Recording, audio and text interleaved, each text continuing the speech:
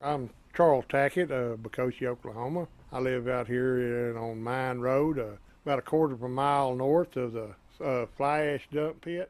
I've got congestive heart failure and they call it an undetermined type of asthma caused by they don't know what. My youngest daughter, she's 12 now. She was 2 when they put the the deal in her, and it was constantly drip throat, ear infection. My middle daughter, she's 24 now. She had breathing problems, allergic to sinuses and everything. My oldest daughter's been here all her life, and she's gets bad migraine.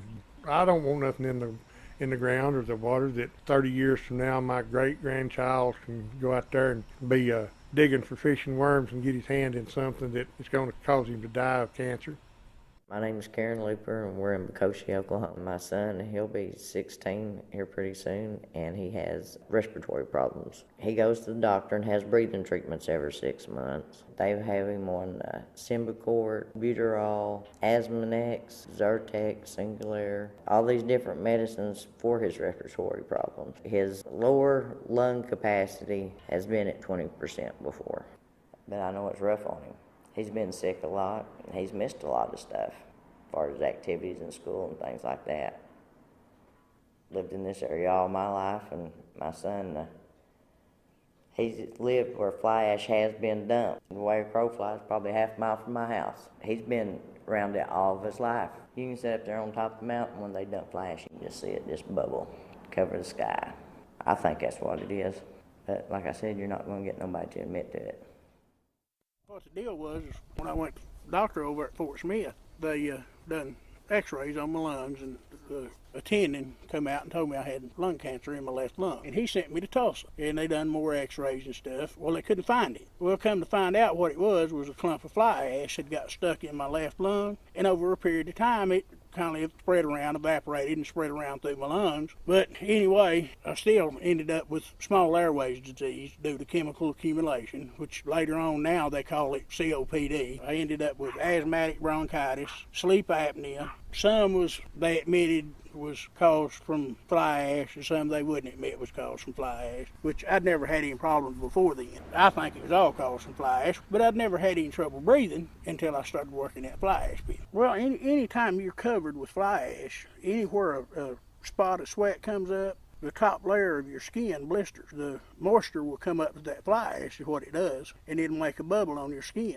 And I mean, you take your hand or a rag or anything and wipe it off, but when you do, you wipe that layer of skin off, and it just leaves a little white pot mark on your skin, and you can see my arm's got little white marks all over them. The little circles, that's where the skin bubbled, and it caused some fly ash. I mean, I'd go home every night and wipe my arms off, and you just have layers of skin in your hand where that top layer of skin would bubble.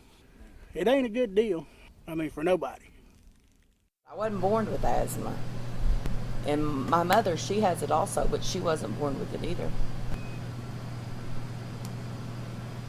I take Symbicort, I take Spiriva, inulin or albuterol. I have 3 inhalers that I use every day, twice a day. Not counting the pills that I take. Zyflo, the one that's $407, is a 600 milligram pill twice a day. Because my part of it's $436 with my insurance. There's no way I can pay that. When I ain't got no insurance, I can't pay it. We have a 5-year-old son. One day he and his Papa Dub went out on a 4-wheeler. He came home that night and started wheezing, could not breathe. And my mom was going nuts and saying, you know, you've got to take him to the hospital. He's just gone from a little bit of being worried to really bad. He could not breathe. He was gasping for air. After being in the hospital and medications, then we get sent home, and then I took him to a pulmonologist. They diagnosed him with having childhood asthma. I asked the doctor, I told him that we were very close to a fly ash dump site, and I asked him if this could have any cause or this could have any effect on him having asthma. And he said, oh, absolutely, yes. I hope that is in the report.